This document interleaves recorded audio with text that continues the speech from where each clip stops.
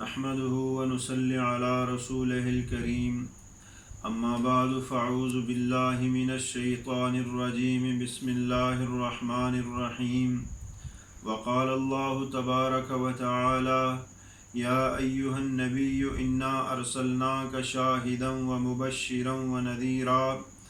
وداعيا إلى الله بإذنه وسراجا منيرا وقال النبي صلى الله عليه وسلم إنما الأعمال بالنيات وإنما لكل امرئ ما نوى ومن كانت هجرته لله ورسوله فهجرته لله ورسوله ومن كانت هجرته إلى دنيا يصيبها أو إلى امرأة ينكحها فهجرته إلى ما هاجر عليها أو كما قال النبي صلى الله عليه وسلم۔ میرے محترم بھائیوں اور دوستوں، اللہ جل شانہ نے حضرت محمد صلی اللہ علیہ وسلم کو ایسی کامل اور اکمل نبوت دے کر دنیا کے اندر بھیجا ہے کہ آپ صلی اللہ علیہ وسلم کو انسانوں کے لیے بھی نبی بنایا گیا اور شجر و حجر کے لیے بھی نبی بنایا گیا۔ آپ جانوروں کے بھی نبی تھے۔ آپ صلی اللہ علیہ وسلم کے بارے میں حضرت علی رضی اللہ عنہ فرماتے ہیں، کنت مع النبی صلی اللہ علیہ وسلم بمکہ فی بعض نواحیہا، میں مکہ کی وادیوں میں آپ کے ساتھ چل رہا تھا، فمستقبلہ جبل ولا شجر الا قال السلام علیک یا رسول اللہ۔ آپ جس پتھر کی طرف دیکھتے تھے وہ پتھر کہتا تھا السلام علیک یا رسول اللہ، آپ جس درخت کی طرف دیکھتے تھے وہ درخت بھی کہتا تھا السلام علیک یا رسول اللہ۔ آپ نے فرمایا انی لأعرف حجرا کان یسلم علی بمکہ قبل ان ابعث، میرے دنیا میں آنے سے کئی 100 سال پہلے ایک پتھر مجھ پہ سلام بھیجا کرتا تھا، وہ پتھر حجر اسود ہے۔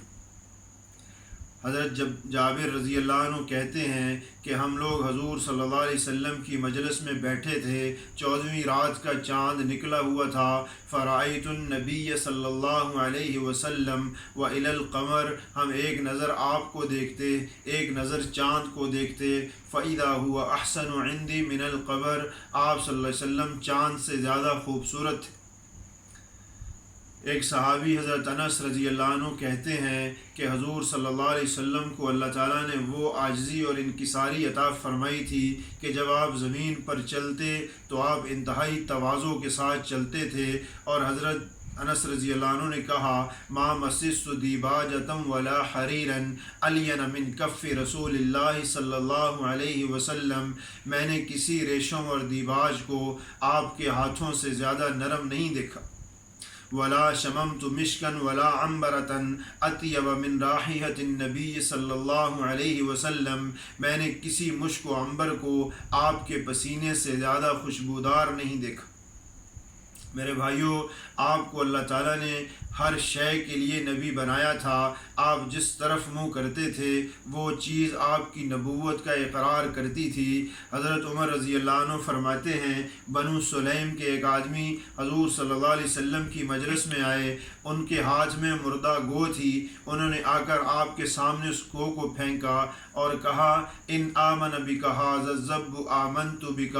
اگر گو یہ ایمان لے آئے تو پھر میں آپ پر ایمان لاؤں گا۔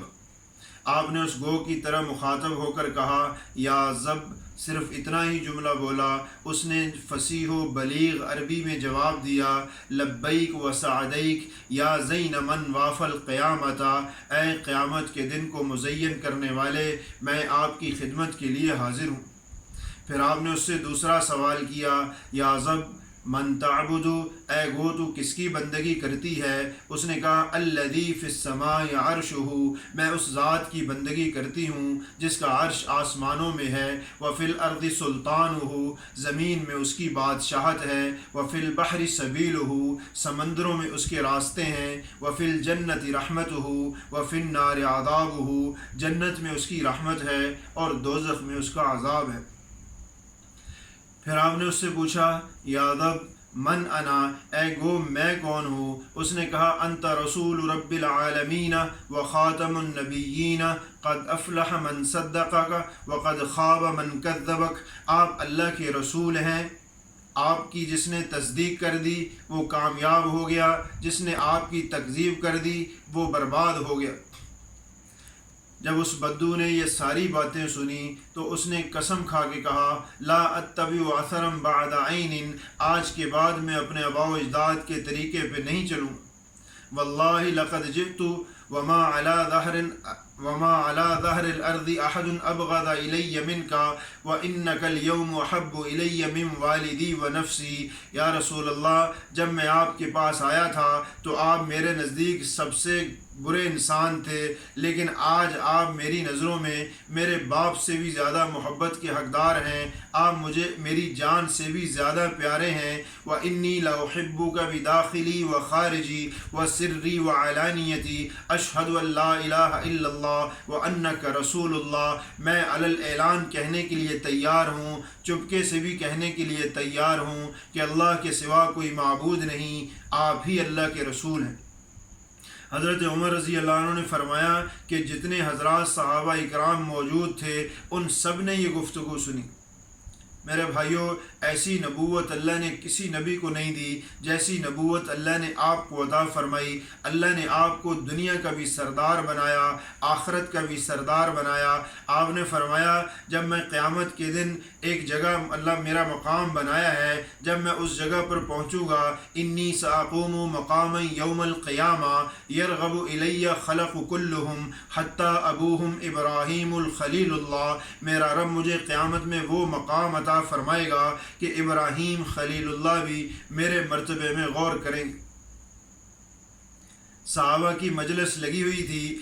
صحابہ اکرام آپس میں حضور صلی اللہ علیہ وسلم کے بارے میں گفتگو کر رہے تھے۔ آپ کا گزر ہوا، آپ نے سنی، پھر آپ ممبر پر سوار ہوئے، آپ نے ممبر پر کھڑے ہو کر کہا اے لوگوں میں کون ہوں؟ انہوں نے کہا انت رسول اللہ، آپ اللہ کے رسول ہیں۔ آپ نے فرمایا ہاں ہاں میں اللہ کا رسول ہوں، لیکن اس کے ساتھ ساتھ انا محمد بن عبد اللہ بن عبد المطلب، میں محمد ہوں، عبداللہ کا بیٹا ہوں، عبد المطلب کا پوتا ہوں۔ ان اللہ خلق الخلق فجعلنی فی خیرہم، اللہ نے سارے جہان کو بنایا اور مجھے اللہ نے سارے جہان سے بہتر بنایا۔ ثم جعلہم فرقتین، پھر اللہ نے سارے جہان کے دو فرقے بنائے۔ فجعلنی فی خیرہم فرقتاً، اللہ نے مجھے بہترین فرقے میں پیدا فرمایا۔ ثم جعلہم قبائل، پھر اللہ نے سارے جہان کے قبیلے بنائے۔ فجعلنی فی خیرہم قبیلتاً، اللہ نے مجھے بہترین قبیلے میں پیدا فرمایا۔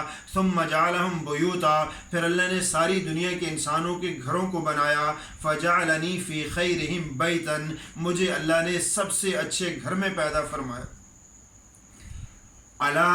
انا خیرہم بیتاً و خیرہم نفساً، اے لوگوں غور سے سنو، میں اپنی ذات کے اعتبار سے بھی سب سے اعلیٰ ہوں اور اپنے گھر کے اعتبار سے بھی سب سے اعلیٰ ہوں۔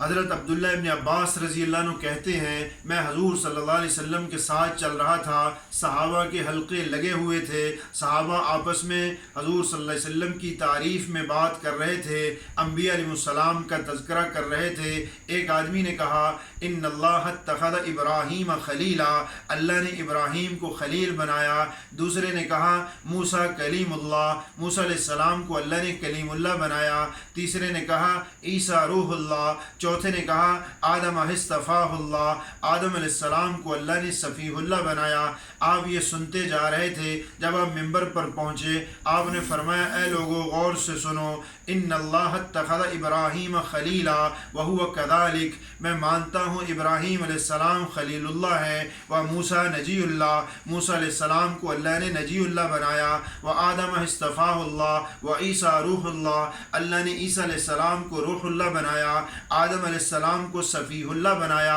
میں مانتا ہوں وَأَلَا أَنَا حَبِيبُ اللَّهِ وَلَا فَخْرًا، اے لوگوں میں فخر نہیں کرتا پر اللہ نے مجھے اپنا حبیب بنایا۔ انا حامل لواء الحمد یوم القیامہ تحتہ آدم فمن دونہ ولا فخرا، اے لوگوں میں فخر نہیں کرتا، قیامت میں اللہ کی تعریف کا جھنڈا میرے ہاتھ میں ہوگا، اس جھنڈے کے نیچے آدم علیہ السلام بھی ہوں گے، ابراہیم علیہ السلام بھی ہوں گے، موسیٰ علیہ السلام بھی ہوں گے، عیسیٰ علیہ السلام بھی ہوں گے، اور وہ جھنڈا میرے ہاتھ میں ہوگا۔ انا اول شافع و اول مشفع یوم القیامہ ولا فخرا، اے لوگوں میں فخر نہیں کرتا، پر قیامت میں سب سے پہلے میں شفاعت کروں گا اور سب سے پہلے میری شفاعت قبول کی جائے گی۔ انا اول من یحرق حلق الجنہ، جنت کا دروازہ سب سے پہلے میں کھٹکھٹاؤں گا، فیفتح اللہ لی، اللہ میرے لیے جنت کا دروازہ کھولے گا، فیدخلنیہا ومعی فقراء المؤمنین، اور سب سے پہلے میں جنت میں جاؤں گا اور میرے ساتھ غریب ایمان والے جنت میں جائیں گے۔ اے لوگوں میں فخر نہیں کرتا، انا اکرم الاولین والآخرین علی اللہ ولا فخرا، اے لوگوں میں فخر نہیں کرتا، اولین و آخرین سے سب سے زیادہ اللہ کے نزدیک عزت و تکریم اللہ نے مجھے عطا فرمائی ہے۔ میرے بھائیو، اللہ جل شانہ نے حضور صلی اللہ علیہ وسلم کو وہ حیثیت و مرتبہ عطا فرمایا ہے، ہم جتنی غور کریں وہ کم ہے، حضور صلی اللہ علیہ وسلم سے جتنی محبت کریں وہ کم ہے، آپ کا جتنا اتباع کریں وہ کم ہے، آپ کی دعوت کو جتنا دوسروں تک پہنچائیں وہ کم ہے۔ آپ نے اتنی قربانی امت کے لیے کی۔ ایک صحابی فرماتے ہیں حضور صلی اللہ علیہ وسلم 2 مینڈے لے کر آئے، آپ سے پوچھا گیا یا رسول اللہ، ایک آپ نے اپنے لیے خریدا، دوسرا کس کے لیے خریدا؟ آپ نے فرمایا ایک قربانی میرے لیے ہے اور ایک میری آنے والی ساری امت کے لیے۔ آپ اپنی امت کے بارے میں بہت غمگین رہتے تھے، حضور صلی اللہ علیہ وسلم اپنی امت کے بارے میں دعا کیا کرتے تھے۔ حضرت عائشہ رضی اللہ عنہ کے لیے آپ نے دعا کی، عائشہ رضی اللہ عنہ اتنا خوش ہوئیں کہ لوٹ پوٹ ہو گئیں۔ آپ صلی اللہ علیہ وسلم نے فرمایا عائشہ اتنا کیوں خوش ہوتی ہو؟ عائشہ رضی اللہ عنہ نے کہا یا رسول اللہ، آپ امام الانبیاء ہیں، آپ نے میرے لیے دعا کی ہے، میں خوش کیوں نہ ہوں؟ آپ نے فرمایا عائشہ، میں ہر روز اپنی امت کے لیے ایسے دعا کرتا ہوں۔ اتنا بڑا مقام و مرتبہ ہونے کے باوجود حضور صلی اللہ علیہ وسلم نے قسمہ پرسی میں زندگی گزاری۔ آپ صلی اللہ علیہ وسلم بھوک کی وجہ سے لیٹے ہوئے تھے۔ حضرت عائشہ رضی اللہ عنہ نے کہا یا رسول اللہ، الا تستطعم اللہ فیطعمک،